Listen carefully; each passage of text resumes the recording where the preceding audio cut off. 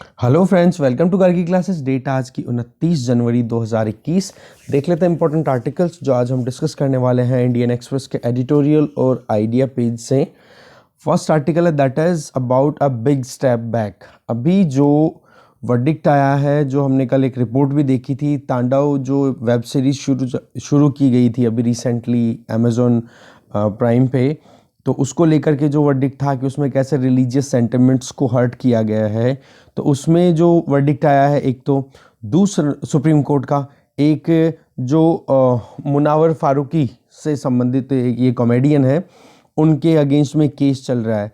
तो इन दोनों केसेस में मध्य प्रदेश हाई कोर्ट ने तो फारूकी को बेल नहीं दी, और तांडव वाले केस के अंदर सुप्रीम कोर्ट ने अपना जो वर्डिक्ट दिया वो कहीं ना कहीं आप कह सकते हो कि जो आपकी freedom of speech and expression है उसके अगेंस्ट में है। तो इस आर्टिकल में एक ही चीज़ बताई जा रही है मेनली, कि जो कुछ भी अभी ये है, इसको बिग स्टेप बैक बोला गया ना, वही चीज़ कहीं ना कहीं थीम है इसकी। ठीक है, एक बार देख लेंगे इसको डिटेल में, हम रीडिंग मार देंगे इस पर।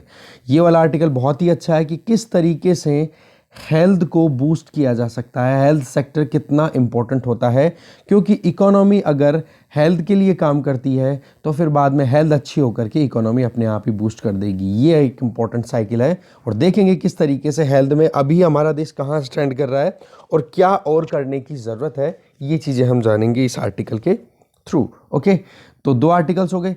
थर्ड आर्टिकल ये देखो आपके सामने है, ऑन द अपस्विंग। आईएमएफ ने अपनी तरफ से जो अभी लेटेस्ट रिपोर्ट रिलीज़ की है, जिसमें ये बताया है कि इंडियन इकोनॉमी है वो अच्छे से बाउंस बैक कर रही है।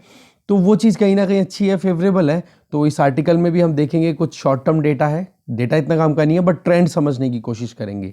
ये वाला आर्टिकल है जिसमें ये बताया जा रहा है, जो अभी recently Nagpur bench of Bombay high court जिसने इंटरप्रेट किया है कि पॉक्सो एक्ट के अंडर में जो 12 साल की एक लड़की के साथ में जो सेक्सुअल हरासमेंट हुआ था, तो उसमें जो अक्यूज था उसको रिलीज़ कर दिया, बोला कि स्किन टू स्किन टच नहीं था उसमें, राइट।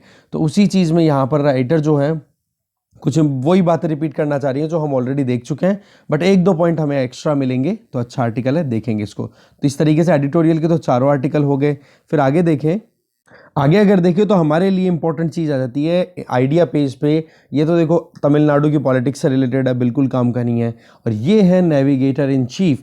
यहाँ पर बताया जा रहा है कि किस तरीके से 2021-22 का जो बजट है उसमें क्या क्या कदम ले जिससे कि हमारी इकोनॉमी कंटिन्यू काम करती रहे, और आरबीआई का क्या रोल रह सकता है इकोनॉमी को स्टेबल बनाने में, या फिर एक तरीके से इकोनॉमिक रिकवरी, जैसे मिड टर्म और लॉन्ग टर्म दोनों प्लान की अगर बात करें तो आरबीआई का क्या रोल हो सकता है, जानेंगे इस आर्टिकल को। और लास्ट वन, ये जो आर्टिकल आपके सामने, गो बैक टू पार्लियामेंट, जिसमें ये यशवंत सिन्हा जी का लिखा हुआ आर्टिकल है। इसको आप खुद से पढ़ोगे कि जो फार्मूलाज हैं उनके लिए अब क्या करना चाहिए, क्योंकि कंटेंशन तो है, कंटेंशियस इशू तो है कहीं पर गवर्नमेंट और फार्मर्स के बीच में।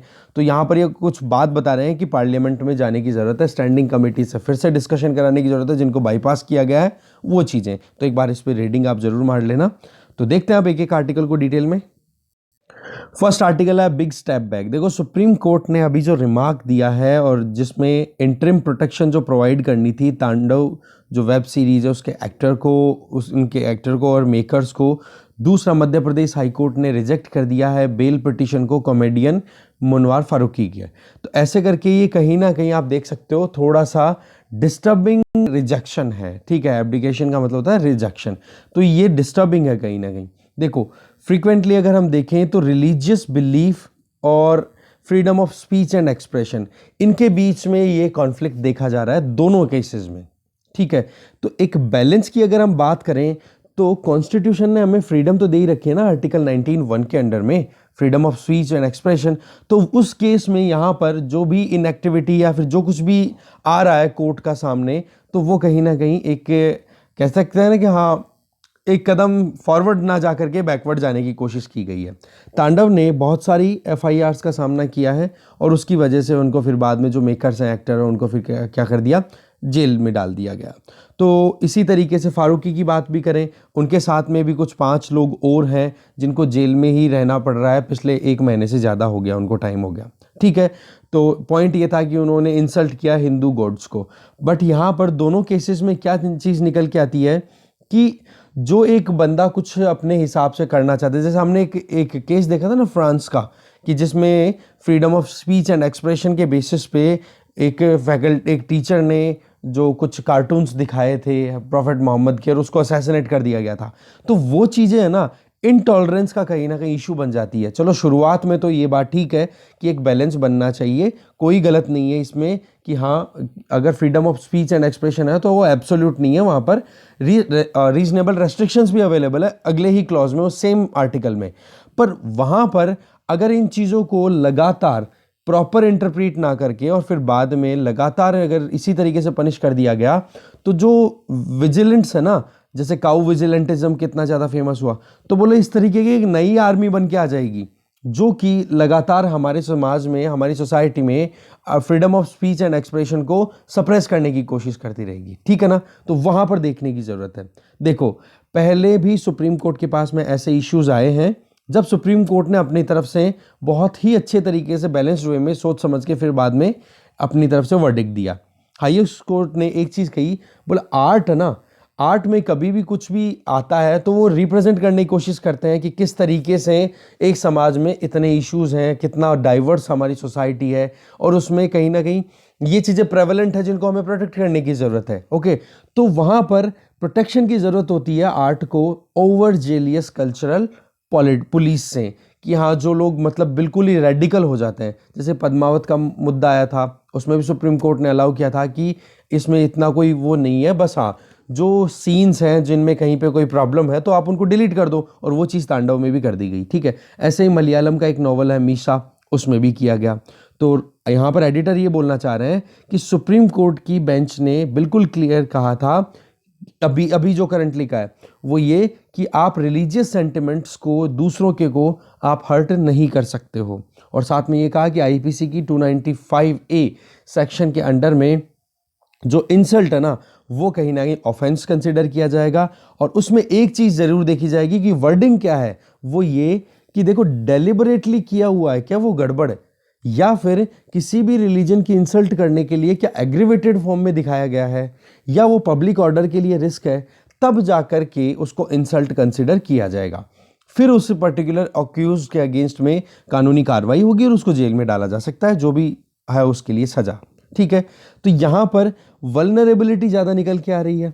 ठीक है, कि कोई करे तो क्या करे, कहीं पर कोई कम्युनिटी कोई प्रॉब्लम में तो नहीं आ जाएगी। तो इस तरीके से क्या है, आर्टिस्टिक कम्युनिटी जो है वो अंडर थ्रेट है।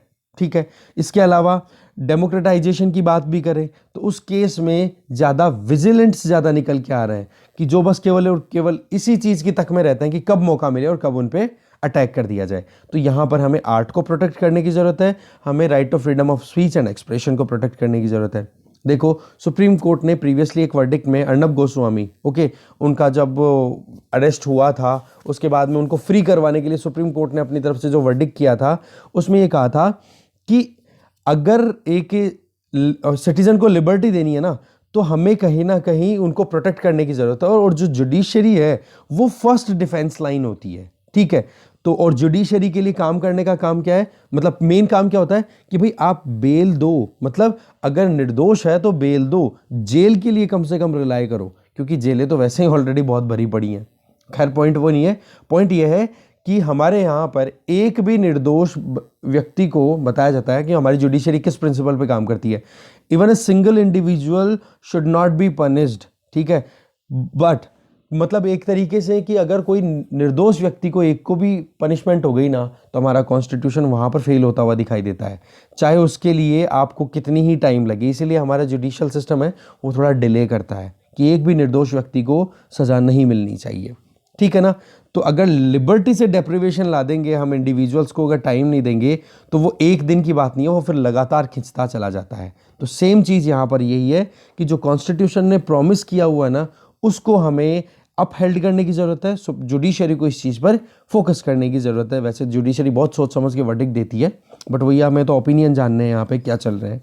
ठीक है, तो इंडिविजुअल लिबर्टी और शायद में बात करें माइनॉरिटीज़ के राइट्स की बात करें, फ्रीडम की बात करें, जुडिशरी के रोल की बात करें, तो सब कुछ मिला करके अल्टीमेटली जुडिशरी को एक कस्टोडियन हमने कंसिडर कर रखा है जो कि कॉन्स्टिट्यूशनल एथोस को डिफेंड करता है। गार्जियन भी कंसिडर किया जाता है जुडिशरी को, सुप्रीम कोर्ट, हाई कोर्ट, इनको जो कॉन्स्टिट्यूशन को इंटरप्रेट कर सकते हैं।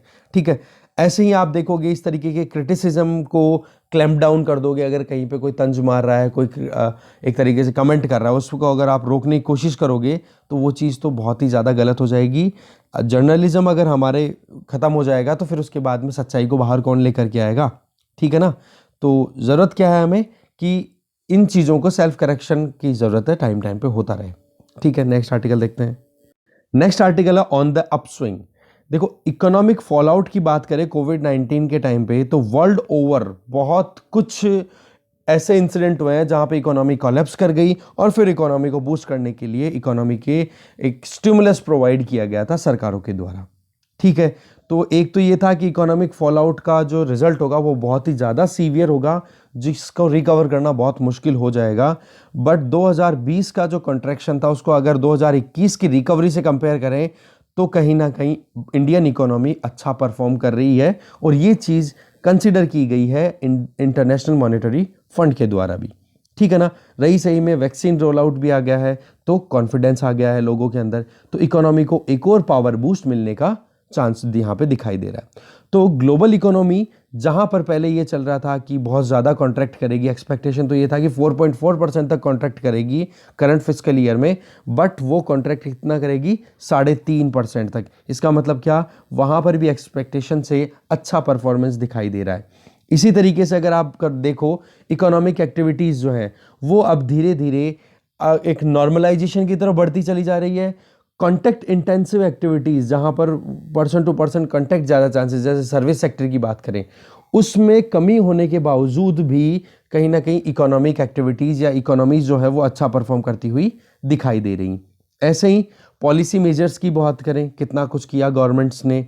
कॉन्ट्रैक्शन की बात करें इकोनॉमी, वो भी अब इतना डीप कॉन्ट्रैक्शन नहीं है कि जब हमने फर्स्ट क्वार्टर इंडियन इकोनॉमी की बात की थी लगभग 24% तक कॉन्ट्रैक्ट करने के डेटा आए थे। तो वो चीज़ें कहीं ना कहीं अब यहाँ पर तो थोड़ा सा एक आशा की किरण दिखाई दे रही है कि हाँ रिकवरी इतनी बुरी तो नहीं रहेगी। फंड्स की अगर बात करें तो वर्ल्ड इकोनॉमीज़ में लगभग 5.5% तक फंड्स इंक्रीज हुए हैं, तो ये भी एक अपने आप में अच्छा एक स्कोप दिखाई दे रहा है। अब इंडिया की अगर हम बात करें पर्टिकुलरली, एनएसओ ने क्या दिया था, बोला 7.7% तक हमारी इकोनॉमी जो है वो एक तरीके से कॉन्ट्रैक्ट करेगी, बट आईएमएफ ने ये कहा है, बोला 8% तक करेगी। वो थोड़ा सा ज़्यादा है, बट अभी तक एनएसओ का भी था वो एडवांस एस्टिमेट था, आईएमएफ का भी कहीं ना कहीं एडवांस एस्टिमेट है, क्योंकि मार्च 31 तक जब डेटा रिलीज होगा सेकेंड हाफ का, तब जाकर ये चीज़ क्लियर होगी कि वाकई में कितना कॉन्ट्रैक्ट करके गई है हमारी इकोनॉमी पेंडेमिक के टाइम पे 2020-21 के पूरे फिस्कल ईयर में। तो इकोनॉमिक इंडिकेटर्स की बात करें तो एनएसओ जो है उन्होंने जो अपना एस्टिमेट बताया ना 7.7% का, तो वो अक्टूबर नवंबर के टाइम पे बता दिया था, जबकि हमारे यहाँ पर इकोनॉमिक एक्टिविटीज़ जो है वो दिसंबर जनवरी में बहुत अच्छे से परफॉर्म कर रही थी, बहुत अच्छे से मतलब एक्टिविटीज़ परफॉर्म होना शुरू हो गई थी। 2021-22 का बजट आने वाला है, तो आईएमएफ ने अपनी तरफ से बोला है कि इंडियन इकोनॉमी जो है वो लगभग 11.5% की ग्रोथ रेट से मतलब 11.5% की रेट से ग्रो करेगी। तो और अगर प्रीवियस फोरकास्ट से अगर कंपेयर करें, पिछली बार जो आईएमएफ ने अपना जो फोरकास्ट दिया था कि 2021-22 में इंडिया कैसे ग्रो करेगा, तो उससे तो ये ज़्यादा है 2.7%। इसका मतलब क्या है? ग्रोथ तो स्कोप बना हुआ है। बट यहाँ पर कुछ दो इंपॉर्टेंट चीज़ें हैं जो हमें देखने वाली हैं, जो वार्निंग्स हैं। नंबर 1, केविएट का मतलब होता है वार्निंग। ठीक है, फर्स्ट ये है कि ऑफिशियल एस्टिमेट है ना, वो देखो एक्यूरेटली कैप्चर नहीं करता पूरी इकोनॉमिक एक्टिविटीज़ को, क्योंकि इनफॉर्मल इकोनॉमी वो एक्सक्लूडेड है। हमारे यहाँ पर इनफॉर्मल सेक्टर की बात करो तो 85% एम्प्लॉयमेंट देता है इनफॉर्मल सेक्टर, आप समझ सकते हो, क्योंकि इनफॉर्मल सेक्टर को ही सबसे ज़्यादा अटैक का सामना करना पड़ा है। क्योंकि फॉर्मल सेक्टर का तो हमें पता है बड़ी बड़ी कंपनियों तो कितना मुनाफा कमाया है, हम बहुत आर्टिकल्स ऑलरेडी डिस्कस कर चुके हैं। सेकेंड जो है, देखो फास्टर ग्रोथ तो है, बट प्री कोविड लेवल तक पहुंचना हमारे लिए अभी भी मुश्किल है। और ये टारगेट अगर देखें कि हाँ मार्च में हम लॉकडाउन जो लगा था उसके पहले जो इकोनॉमिक एक्टिविटीज़ जिस लेवल पे हो रही थी वो अचीव करेंगे तो लगभग 2021-22 का एंड आ जाएगा। ठीक है, 2022 का मार्च एंड आ जाएगा, तब तक जाकर के हम नॉर्मलाइजेशन की तरफ बढ़ पाएंगे। तो कहने का मतलब 2020 का साल गया, 2021 का साल गया, तब जाकर के 2 सालों में हम प्रॉपर रिकवरी कर पाएंगे। देखो फिर भी इकोनॉमी को हम एक्सपेक्ट कर रहे हैं कि ग्रो करेगी। फिस्कल ईयर की अगर बात करें इस साल की, तो हमारे यहाँ पर जितना कुछ भी डिपेंड करता है वो यूनियन बजट पे डिपेंड करता है, और इस तरीके की ग्रोथ एस्टिमेशन आते हैं ना तो एनकरेजिंग रहता है, तो बजट भी कहीं ना कहीं और एनकरेजमेंट ला सकता है। नॉमिनल जीडीपी ग्रोथ जो हम जानते हैं कि हाँ अभी जो 2020-21 का जो फाइनेंशियल ईयर गया है, तो इसमें कितनी ग्रोथ रेट रही, इसको हम कंपेयर करें 2019-20 से, ठीक है, तो इसको बोल देंगे नॉमिनल जीडीपी ग्रोथ, ठीक है। तो वो भी अब देखेंगे, तो अब गवर्नमेंट की रेवेन्यू के हिसाब से देखें तो वो भी अब थोड़ा सा पेस इंक्रीज करता हुआ दिखेगा। रीज़न बीइंग क्योंकि आप देखोगे जीएसटी का कलेक्शन है वो भी 1 लाख करोड़ का जो टारगेट रहता है मंथली, उसको भी क्रॉस कर रहा है, और उससे क्या होगा, गवर्नमेंट के पास में जब पैसा आएगा ना तो गवर्नमेंट भी अपनी स्पेंडिंग्स को एनहेंस कर लेगी, बढ़ा लेगी।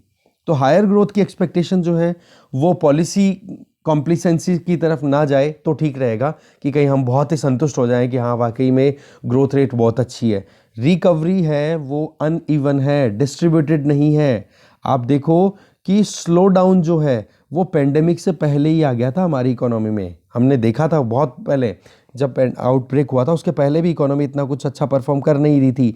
मीडियम टर्म चैलेंजेस जो हैं वो अभी भी बने हुए हैं, और मीडियम टर्म से रिलेटेड हम देखेंगे कि आरबीआई को क्या करना चाहिए, उसके लिए सजेशन लास्ट आर्टिकल में मिलेंगे हमें, ठीक है ना, आइडिया पेज वाले पे।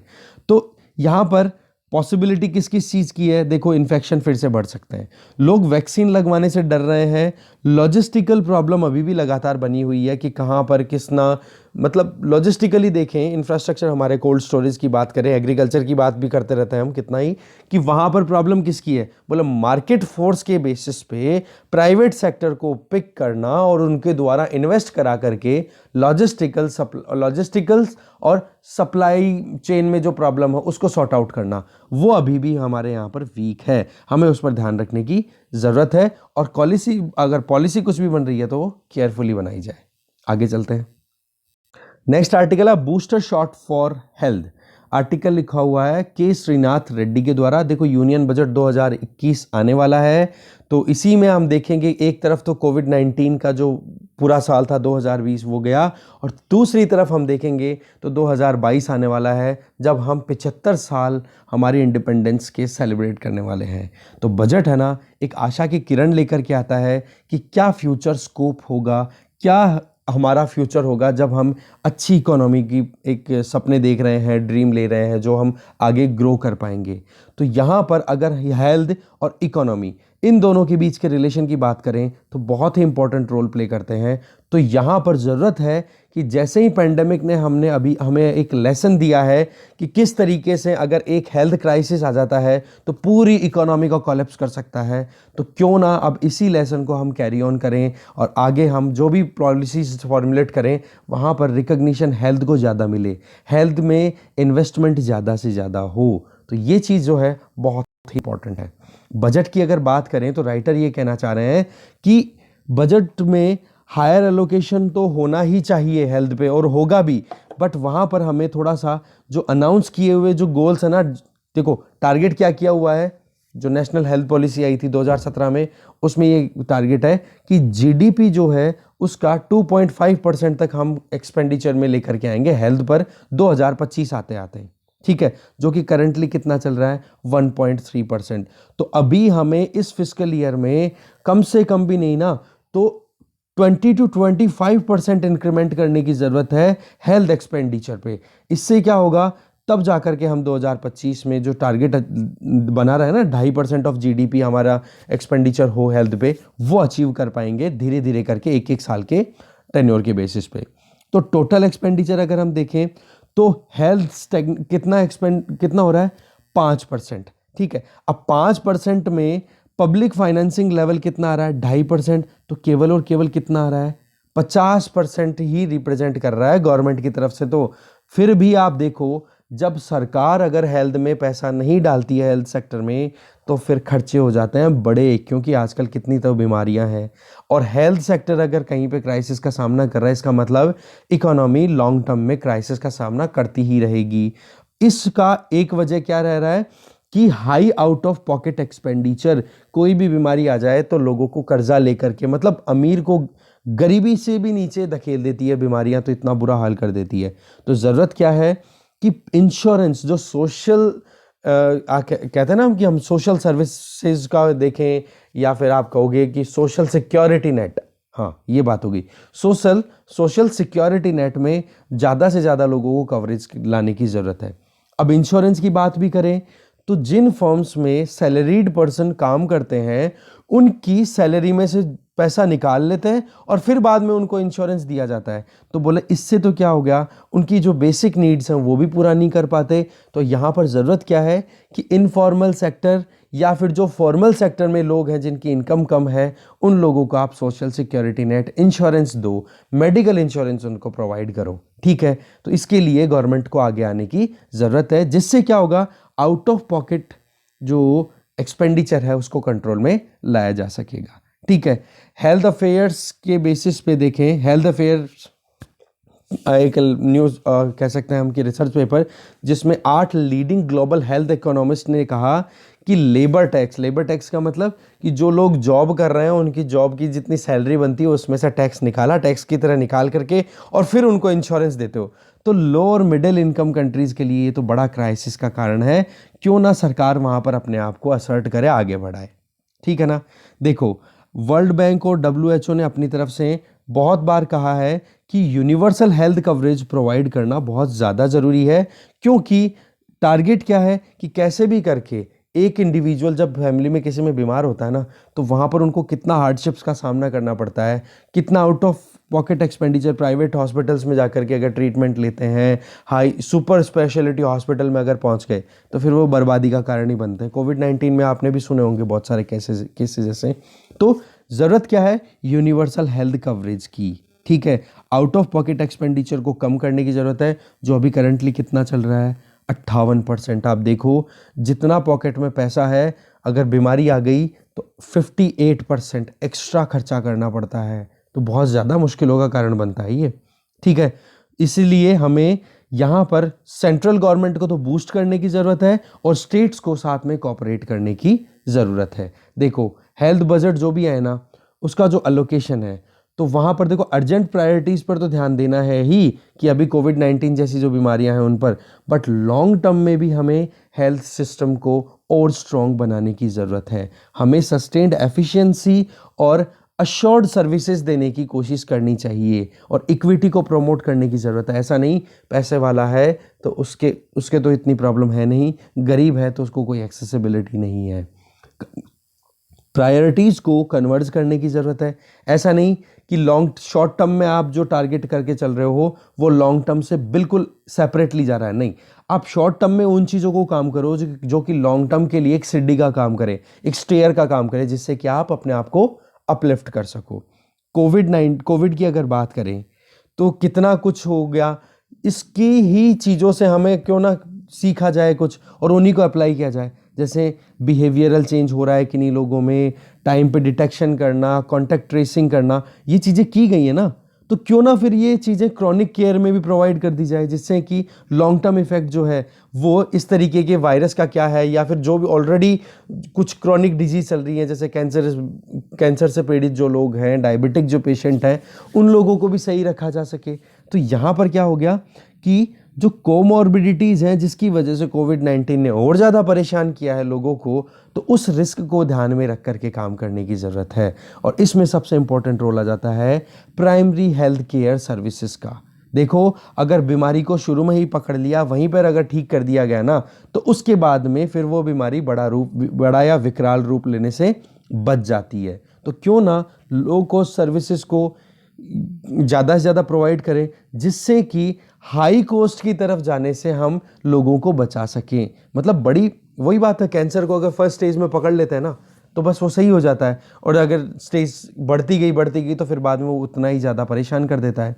जैसे कि हमारा जो नेशनल हेल्थ मिशन है, इसमें सीधा सा कहा हुआ है कि हेल्थ फाइनेंसिंग की ज़रूरत है। जितना हेल्थ फाइनेंसिंग होती है ना, उसका 2/3 पार्ट तो प्राइमरी हेल्थ केयर के पास जाना चाहिए। तो ये चीज़ आप नोट डाउन कर लो, इसमें इंपॉर्टेंट है, बहुत सारे पॉइंट्स आप नोट डाउन करते चले जाओ। ठीक है। तो आगे राइटर ये बोलना चाह रहे हैं कि फाइनेंसिंग मैकेनिज्म है ना, वो कुछ इस तरीके का होना चाहिए कि जो कि कॉम्प्रिहेंसिव हो, हर एक सेक्टर को ब्रॉडली कवर करे, कम से कम हेल्थ केयर की बात करें, कंटिन्यूअस हो, ऐसा नहीं कि एक साल दे दिया सरकार या चुनाव आने वाले हैं तब तो दे दिया, फिर उसके बाद में चुनाव जीत गए भूल गए। एक कनेक्टेड केयर होनी चाहिए। क्रोनिक डिजीज बहुत सारी चल रही है जैसा हमने ऑलरेडी बात की, तो उनको एफिशिएंट और एक बाई डायरेक्शनल लिंकेज प्रोवाइड करने की ज़रूरत है अमंग प्राइमरी, सेकेंडरी और टर्शियरी लेवल केयर पे। कि मान लो प्राइमरी केयर की अगर बात करें, मान लो कोई पेशेंट है वो जल्दी से प्राइमरी केयर में पहुंचा और वहाँ पर प्राइमरी केयर में कुछ सिम्टम्स ऐसे लगे कि भाई वाकई में इसके कोई ग्रेव सिचुएशन बन सकती है, बहुत बड़ी डिजीज बन सकती है, तो वो प्राइमरी वाला सीधा सेकेंडरी में, टर्शियरी में कांटेक्ट करके और वहाँ पर ट्रांसफ़र कर दे और उनको अटेंशन मिले वहाँ पे। ऐसा नहीं कि बिल्कुल डिसकनेक्टेड है, गांव में प्राइमरी सेक्टर में गए और फिर बाद में वो जब उसने रेफ़र किया गांव वाले हॉस्पिटल ने कि भैया आप जाओ वहाँ पे जयपुर जाना पड़ेगा या कहीं और बड़ी सिटी में आपको जाना पड़ेगा या फिर दिल्ली जाना पड़ेगा, तो वहाँ पर क्या करेंगे वो, फिर नए हॉस्पिटल में नए सिरे से काम होगा। तो इसके लिए सबसे शानदार हमारा एग्जाम्पल क्या आ गया यहाँ पर, नेशनल हेल्थ इंफ्रास्ट्रक्चर प्रोजेक्ट, ठीक है ना, उस पर भी काम करने की ज़रूरत है। देखो ऐसे लिंक निकालने पड़ते हैं, देखो बातों बातों के अंदर जो भी चीज़ आ जाए ना, यूज़ करना आना चाहिए। देखो वेपन आपके पास कितने हैं कोई मैटर नहीं करता, मैटर ये है कि जो आपके पास में है ना उसको आप कैसे यूज़ करते हो। ध्यान रखना इस बात को, यूपीएससी ऐसे क्रैक होती है, चाहे कोई एग्जाम हो ऐसे क्रैक होती है। 1000 वेपन की ज़रूरत नहीं होती है, वेपन चाहे एक ही हो पर उसको चलाना आना चाहिए आपको, ठीक है। ऐसे ही प्रधानमंत्री जन आरोग्य योजना जिसमें secondary tertiary health care provide की जाती है, तो क्यों ना उसको नेशनल हेल्थ मिशन जिसमें प्राइमरी केयर पे फोकस की जाती है, इनको दोनों को इंटीग्रेट किया जाए, लिंक किया जाए। क्यों ना ओपीडी जो आउट पेशेंट केयर है उसको प्रमोट किया जाए, उसको भी आप इंश्योरेंस कवरेज में ले लो। साथ में असेंशियल ड्रग्स हैं वो प्रोवाइड करना, डायग्नोस्टिक्स का जो प्रोसेस है जिसमें बीमारी का पता किया जाता है उसका प्रोसेस हो गया, क्यों ना आप इसको कवर कर लो।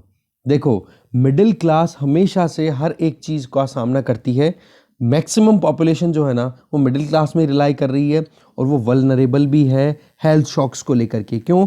वो इकोनॉमी के लिए बहुत ज़्यादा कंट्रीब्यूट करते हैं, इवन अपनी हेल्थ को भी कॉम्प्रोमाइज़ कर देते हैं। तो क्यों ना अर्ली हेल्थ केयर प्रोवाइड कर दी जाए, एक ग्रेटर अटेंशन मिलना चाहिए एक एक इंडिविजुअल को। और दूसरा, सर्विसेज जो मिलनी चाहिए वो डिसेबल नहीं होनी चाहिए, मेंटल हेल्थ हो कुछ भी हो, डिसेबिलिटी वाली सर्विसेज हैं, जो दिव्यांग्स हैं उनको भी प्रॉपर टाइम पे अटेंशन मिलने की ज़रूरत है। यहाँ पर बात आ जाती है हायर टैक्सेस लगाने की, तो कैसे? बोलो टोबैको प्रोडक्ट पे हायर टैक्स लगाओ, अल्ट्रा प्रोसेस फूड या बेवरेजेस हैं उन पर हायर टैक्स लगाओ, एल्कोहल या लग्जरी व्हीकल्स हैं उन पर हायर टैक्सेस लगाओ। तो इसके बाद में क्या होगा, गवर्नमेंट के पास में जनरल रेवेन्यू पूल ये बढ़ जाएगा, पैसा आएगा, गवर्नमेंट के पास में स्पेस होगा, तो गवर्नमेंट उस पैसे को खर्च करके और फिर हेल्थ सेक्टर को और रिवाइव कर सकती है। तो इस बजट में बहुत ही इम्पोर्टेंट है कि अभी क्या करना चाहिए, क्योंकि अभी तो हमारी इकोनॉमिक क्राइसिस का सामना भी कर रही है। तो अगर गवर्नमेंट इस टाइम पे फाइनेंस मिनिस्ट्री अगर टैक्स लगाती है ना, तो वो एनाथेमा हो सकता है। एनाथेमा का मतलब हो गया अभिशाप। बहुत ही मुश्किल है कि कैसे टैक्सेस को इंक्रीज करें, बट वही है कि हमारे सामने ये सजेशन है कि कैसे किया जा सकता है। तो ऐसे किया जा सकता है राइटर के अकॉर्डिंग।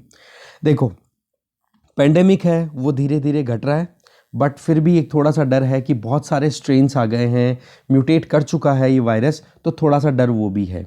तो हमें ज़रूरत है एक सर्विलांस सिस्टम को बनाने की, लेबोरेटरीज की जो कैपेसिटी है उसको इंक्रीज करने की, even one health eco surveillance system लाने की ज़रूरत है। One health eco system surveillance का मतलब क्या हो गया कि वाइल्ड लाइफ से जो डोमेस्टिक लाइव स्टॉक्स हैं उनके अंदर कैसे बीमारी आती है, या फिर उनके थ्रू फिर बाद में ह्यूमन बीइंग में कैसे ट्रांसमिशन हो रहा है, तो बोलो उस पर भी हमें ध्यान रखने की ज़रूरत है।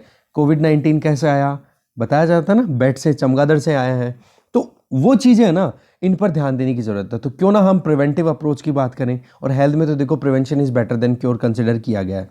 तो डिस्ट्रिक्ट लेवल की बात करें या फिर जो भी डिस्ट्रिक्ट लेवल पे जो भी मेडिकल हॉस्पिटल्स हैं उनको अपग्रेड करने की ज़रूरत है। इसके अलावा multi layer multi skill health workers को ज़्यादा से ज़्यादा इन्फ्यूज़ करने की ज़रूरत है, उनको ट्रेनिंग प्रोवाइड करने की ज़रूरत है। इससे क्या होगा, देखो फाइनेंस आप दे दोगे, बट हेल्थ इमरजेंसी के टाइम पे जब काम करना होगा ना, और हेल्थ सर्विस जब प्रोवाइड करनी होगी ना, तो वहाँ पर तो हमें एक्सपर्टाइज की ज़रूरत होगी, तो क्यों ना फिर प्रॉपर एक ऐसा multi disciplinary public health expertise system तैयार किया जाए जहां पर एक एक इंडिविजुअल को प्रॉपर ट्रेनिंग दी जाए, ह्यूमन रिसोर्स को यूज़ किया जाए। ठीक है, तो इससे क्या होगा, ट्रेनिंग इंस्टीट्यूशन भी एक्सपेंड होंगे, पब्लिक हेल्थ कैडर है वो अपने आप बन जाएगा, और इसमें सेंटर और स्टेट दोनों साथ में आएंगे, तो ऑटोमेटिकली हेल्थ सिस्टम हमारा स्ट्रांग हुआ कि नहीं। देखो, नेशनल हेल्थ पॉलिसी 2017 ने रिकमेंड किया है कि हम ऐसे कैडर्स बनाएंगे जिनके बेसिस पे आप जो मतलब इम्प्लीमेंटेशन है हेल्थ पॉलिसी को, उसको कैटलाइज कर सको, मतलब स्पीड से आप काम कर सको हेल्थ सिस्टम में। ऐसे मैकेनिज्म और गाइडलाइन पुट करने की बात की गई है हमारी हेल्थ पॉलिसी में, जो कि 2017 में आई थी। रिसर्च की बात करें हेल्थ पे जब भी की गई, तो एक चीज़ बड़ी क्लियर आई कि जब भी इम्प्लीमेंटेशन की बात आई ना, तो वहाँ पर हेल्थ पे इकोनॉमी को एक्सपेंड करना पड़ा, मतलब हेल्थ पे खर्चा करना पड़ा इकोनॉमी में से, तो उसी हेल्थ ने फिर बाद में रीपे किया है इकोनॉमी को। वही बात, अगर आप हेल्दी हो तो आप डेफिनेटली इकोनॉमी के लिए प्रोडक्टिव काम ही करोगे, और अगर आप बीमार हो तो इकोनॉमी पे या कंट्री पे आप कहीं ना कहीं बर्डन ही बनोगे। एक तो ये काम। दूसरा, मेक इन इंडिया बेस्ड क्यों ना इनोवेटिव अफोर्डेबल इनोवेशन बेस्ड कुछ नए इक्विपमेंट बनाए जाएं, क्यों ना हमारी फार्मास्यूटिकल सेक्टर को और ज़्यादा बढ़ाया जाए, वैक्सीन को और ज़्यादा अफोर्डेबल बनाया जाए और एक्सेसिबिलिटी दी जाए इंटरनेशनली, तो वहाँ से भी तो हम अर्निंग कर ही सकते हैं। एग्जैक्टली इंडिया कर भी रहा है, ऐसी बात भी नहीं है, बट स्केल अप करने की ज़रूरत है, क्वांटिटी और क्वालिटी को और इम्प्रूव करते चले जाएं।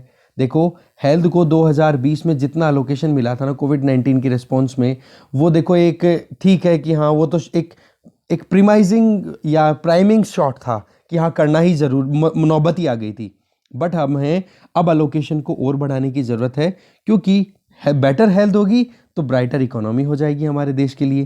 ठीक ठीक है, तो इसी तरीके से डिपेंड करता है बजट क्या करता है क्या नहीं करता। देखते हैं आगे। नेक्स्ट आर्टिकल है लेटिंग डाउन द वल्नरेबल्स। ठीक है, आर्टिकल लिखा हुआ है ये मुक्ता साथी के द्वारा। अभी फिलहाल इस मुद्दे को हम कल अच्छे से डिस्कस कर चुके हैं, बस केस देख लेते हैं। केस का नाम है Bandhu Ragde versus the state of Maharashtra, और उसमें ये बोला गया नागपुर बेंच के द्वारा, बॉम्बे हाई कोर्ट के द्वारा, कि भाई जब तक स्किन टू स्किन कांटेक्ट नहीं होगा तो पोक्सो एक्ट या फिर आईपीसी के सेक्शन 354 के अंडर में कोई मतलब केस नहीं चलेगा। एक्ट का तो सेक्शन 7 और आईपीसी का सेक्शन 354, आईपीसी मतलब 860 की 1860 की जो इंडियन पीनल कोड है उसका।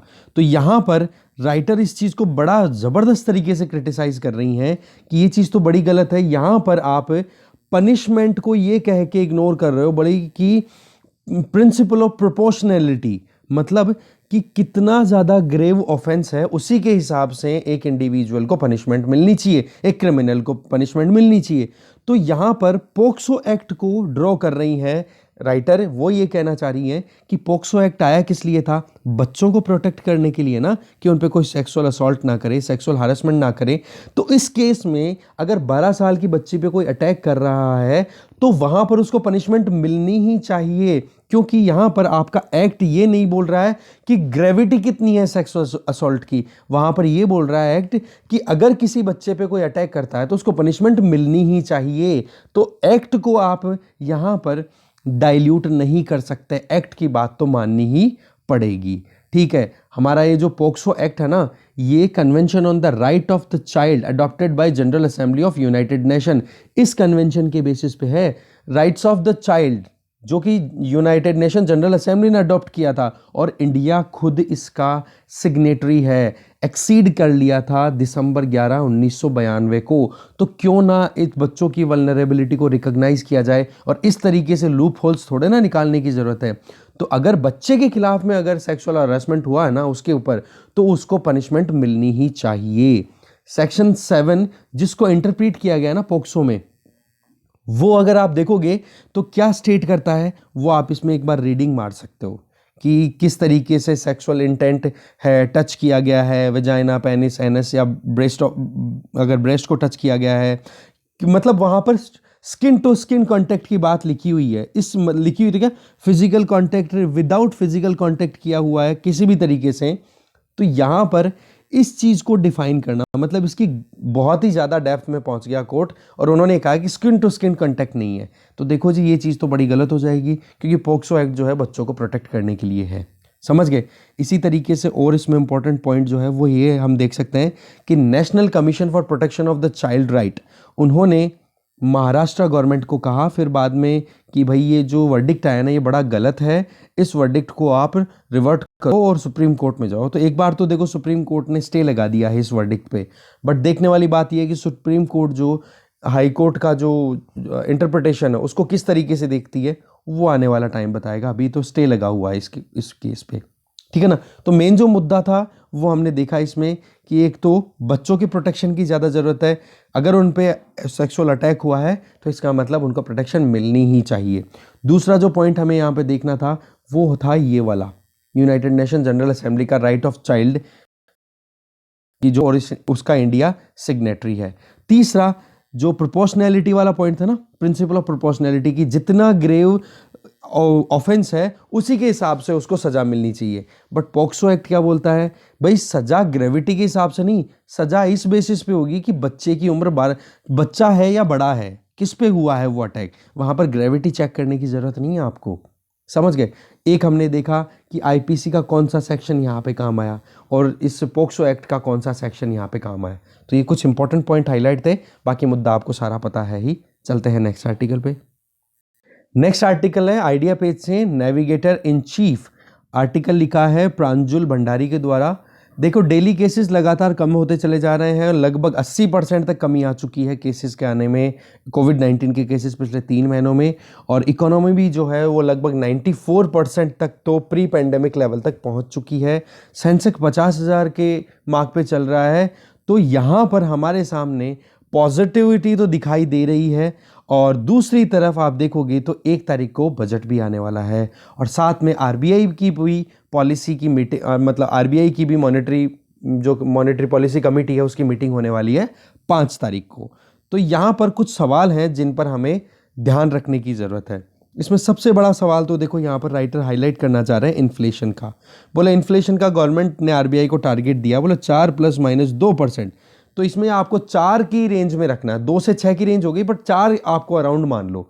तो बोला इसको आपको कंट्रोल में रखना है। तो देखो 2020 का टाइम तो हमने देखा कि किस तरीके से सेंट्रल बैंक आरबीआई ने अपनी तरफ से पॉलिसी रेट को कितना कम रखा, जिसकी वजह से लिक्विडिटी मेंटेन रही, और अब कहीं ना कहीं उसी का असर है कि इकोनॉमी थोड़ी सी रिकवर कर रही है। बट डर है वो है इन्फ्लेशन का, कि इन्फ्लेशन को कैसे कंट्रोल किया जाए। तो राइटर जो है ना वो ये कहना चाह रहे हैं कि हमें इकोनॉमी को भी तो सस्टेन करना है ना, तो उसके लिए भी हमें कुछ पॉइंट्स हैं जिन पर क्लोजर लुक डालने की ज़रूरत है। जिसमें पहला पॉइंट तो ये है कि देखो गुड्स की डिमांड तो बढ़ गई, बट सर्विसेज की डिमांड अभी भी नहीं बढ़ी है, क्योंकि जैसे ही सर्विसेज की डिमांड बढ़ेगी ना तो उसके बाद में आप देखोगे अचानक से सर्विस में इन्फ्लेशन बढ़ जाएगी। तो एक तो इस पर ध्यान देने की ज़रूरत है, क्योंकि देखो वैक्सीनेशन ड्राइव चल रहा है, लोगों में कॉन्फिडेंस आ रहा है, मोबिलिटी इंक्रीज हो रही है, जो एक पर्सन टू पर्सन कॉन्टैक्ट की जो सर्विसेज हैं वो भी कहीं ना कहीं इंक्रीज होगी। तो एक तो देखो इस पर ध्यान देने की ज़रूरत है। दूसरा, बहुत सारी एक्टिविटीज़ जैसे जैसे स्टार्ट होगी तो वहाँ पर रूरल स्पेंडिंग तो अभी ज़्यादा है, क्योंकि हमने देखा कि नरेगा में कितनी जॉब डिमांड है, ज़्यादा से ज़्यादा लोग जो शहरों में काम कर रहे थे वो लोग उनकी जॉब छूटना या लॉकडाउन की वजह से वो गाँव में चले गए थे। तो अभी तो चलो ठीक है कि रूरल स्पेंडिंग आपको ज़्यादा दिखी, बट अब धीरे धीरे अर्बन स्पेंडिंग भी बढ़ेगी। क्यों? क्योंकि जो लोग गाँव में गए थे शहरों से अपना काम छोड़ करके, वो शहरों में वापस भी तो आएंगे ना, और वो वापस आएंगे तो वहाँ पर सबसे बड़ी प्रॉब्लम उनको देखनी पड़ेगी। सिटीज़ में जो जॉब किया करते थे वो अब एग्जिस्ट करती ही नहीं है, क्योंकि मैक्सिमम कितना ज़्यादा चेंज हो गया। आप देखो कितना, हर एक प्लेटफॉर्म ऑनलाइन ऑनलाइन ऑनलाइन। अब वो गाँव में जो चले गए तो उनको तो वाकई में प्रॉब्लम का सामना करना पड़ेगा ना। तो ज़रूरत है कि वेलफेयर बेनिफिट्स को एक्सटेंड करना अभी भी कंटिन्यू रखे गवर्नमेंट, ऐसा नहीं कि ब्रेक लगा दे उन पे। तीसरा पॉइंट, देखो हमने ये चीज़ बार बार देखी कि लार्ज फर्म्स को तो बहुत फ़ायदा हुआ है और हाई अर्नर्स को बहुत फ़ायदा हुआ है, जबकि स्मॉल कंपनीज या जो इनफॉर्मल सेक्टर में जो लोग काम करते हैं ना, उन लोगों को कितना हार्डशिप का सामना करना पड़ा है। ठीक है, आज हमें पता है कि लेबर फोर्स की अगर बात करें तो 85% तो इनफॉर्मल सेक्टर में काम करती है, जबकि उन्हीं को कितना ज़्यादा हेल्थ क्राइसिस का सामना करना पड़ा। और अगर हमें वाकई में रिकवरी को सस्टेनेबल बनाना है ना, तो हमारा इनफॉर्मल सेक्टर पे तो ध्यान देने की ज़रूरत है। तो वहाँ पर सोशल वेलफेयर स्कीम्स को हमें ज़्यादा से इंक्रीज़ करने की ज़रूरत है। तो बात वही आ गई, देखो बॉटम ऑफ द पिरामिड पे वॉल्यूम बहुत सारा है, इस वॉल्यूम को हमें ध्यान रखने की ज़रूरत है। वॉल्यूम कौन? नंबर ऑफ पॉपुलेशन, तो नंबर ऑफ पीपल, तो वही क्या बात है, 85% है, तो इन पर ध्यान रखने की ज़रूरत है। वही बात आ गई कि वेलफेयर स्कीम्स को लगातार रखने की ज़रूरत है। चौथा पॉइंट यहाँ पे बोलना चाह रहे हैं कि कंजम्पशन को अगर हम कैपिटल की तरफ लेकर के जाएं तब जाकर के ज़्यादा काम सही रहेगा। देखो कंजम्पशन तो क्या है, आपने यूज़ किया कुछ खाने पीने की चीज़, आप घर पे लेकर के आ रहे हो, सोचो एक बार, ठीक है, और उसको आप खा गए, काम खत्म। उसी जगह पे अगर आपने अपनी बेसिक नीड्स पूरी कर ली और अब आप ऐसी कोई चीज़ लेकर के आ रहे हो, फॉर एग्जांपल आप लैपटॉप लेकर के आ रहे हो, ठीक है, तो वो आपके घर के लिए कैपिटल का काम करेगी। क्यों? क्योंकि बहुत जनों के काम आएगा और उससे आप अपने आप को एम्पावर कर पाओगे, पढ़ोगे लिखोगे। तो यही चीज़ हम इकोनॉमी में अप्लाई करें कि कंजम्पशन को एक बार आप देखो तो उस स्पेंडिंग को आप कैपिटल स्पेंडिंग पे लेकर के जाओ, जिससे कि जॉब्स क्रिएट होंगी। तो ये जो इनफॉर्मल सेक्टर वाली प्रॉब्लम है, ये भी यहाँ पे कॉम्प्लीमेंट हो जाएगी ना।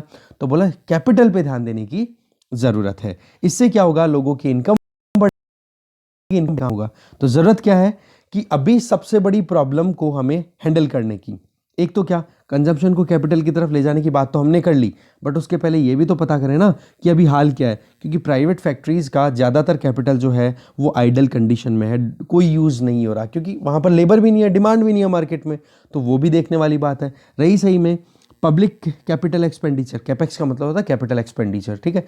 पब्लिक कैपिटल एक्सपेंडिचर की अगर बात करें या स्ट्रक्चरल रिफॉर्म्स की अगर बात करें तो उसको ज़्यादा करने की ज़रूरत है। कहने का मतलब ये हो गया कि जो प्राइवेट सेक्टर है ना, वो तो देखो स्टैग्नेंट है अभी, तो अभी गवर्नमेंट को ही यहाँ पर कैपिटल एक्सपेंडिचर करने की ज़रूरत है।